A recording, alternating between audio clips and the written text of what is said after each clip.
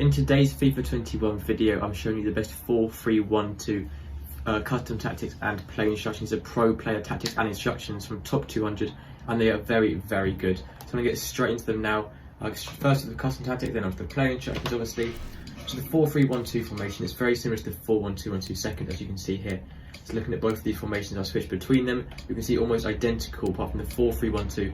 It's ever so slightly more attacking and better at pressing, because the 4-1-2-1-2-1-2 has one CDM and 2 cm and a cam, whereas 4-3-1-2 is much flatter in the midfield with 3 cm, no CDM, and also only one cam, like 4-1-2-1-2. So it's very, very similar, apart from the 4-3-1-2. It's just slightly better at pressing, slightly more attacking, and it's all-rounded. So a very, very good formation. So the defensive style, we're starting with press after possession loss. Now I know I normally say never use a press, but in this formation it works so well because this formation is so narrow and so good at pressing, especially with that midfield area. Using a press works so well to win the ball back quickly. So you want to be going with press after position loss, which is the best press to use. Just press in sort of the approximately 7 seconds, your whole team will press, and if you don't win the ball back in that time, then you'll just go back to normal. The width is on 5, obviously quite standard. Depth is on 7. To get that automatic offside trap you get from anything from 7 and above depth, so you don't want to be using at least 7 depth. The defensive style is on balance, just to give you the most sort of free chances on the ball. If you just use long ball or just fast build up, you're sort of limited to what you can do, and it's more predictable for the opponents. So balance gives you the most chances, sort of the most creativity when you're on the ball. Width just on 5, quite standard once again.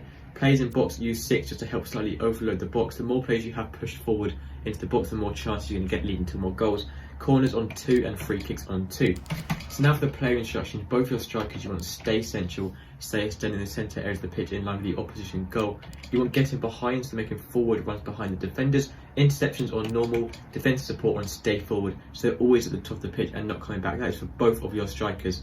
Now for your cams, it's just behind the strikers, sort of in between both of them. This cam's very important because they're helping out the midfield and the attack with the strikers at the same time. So you want to stay forward once again, get into the box for Costa, once again be overloading the box, stick to position and normal interceptions. That's everything for your cam. For your 2 centre-mids, for these, leave them both completely default, don't change anything at all there. Centre-mids are meant to be so versatile because they're sort of the whole midfield of the pitch, so running up and down the pitch, you just want to leave them default, don't change anything at all. So that is for all 3 centre-mids, sorry. For the central one though, you do want to use cover centre, and then for the rest of the other 2, just leave both default. This is how you want both your centre-mids, all your centre-mids like this.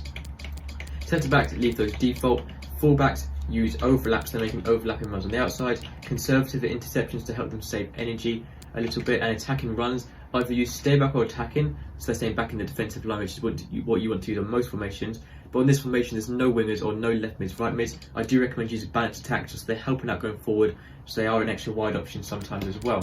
Lastly, for your goalkeeper, use comes across here, so your keeper's coming off his line more to defend corners and crosses, and sweeper keeper, so he's been more aggressive, challenging loose balls and stuff like that from your opponents coming outside into your box. That is everything for today's 4-3-1-2 custom tactics and instructions. Hope you enjoyed the video, so thank you for watching.